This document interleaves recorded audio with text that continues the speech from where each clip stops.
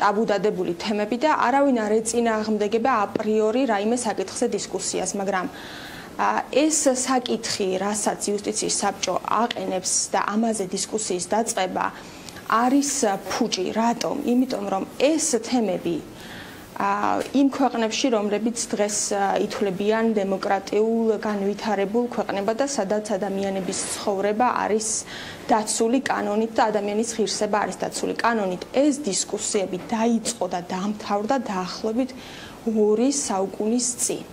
ჩვენ ამ დისკუსიით ვერსად ვერ წავთ. ახლა ვინმეს თუ აქვს იმის ამბიცია, რომ რაიმე გენიალური იდეა განსხვავებული ვიდრე ეს უკვე დადგენილია, უკვე შეთანხმებულია ცივილიზებული სამყარო ამაზე, თუ რაიმე გენიალური იდეით წინ წაიწევს ეს საკითხი, ეს არის, როგორ გითხრათ, ძალიან ინფანტილური ამბიცია. ევა გოცირიძემ ჩვენ გითხრა გასულ კვირას, რომ ის იცავს გამოხატვის თავისუფლებას დისკრედიტაციისგან.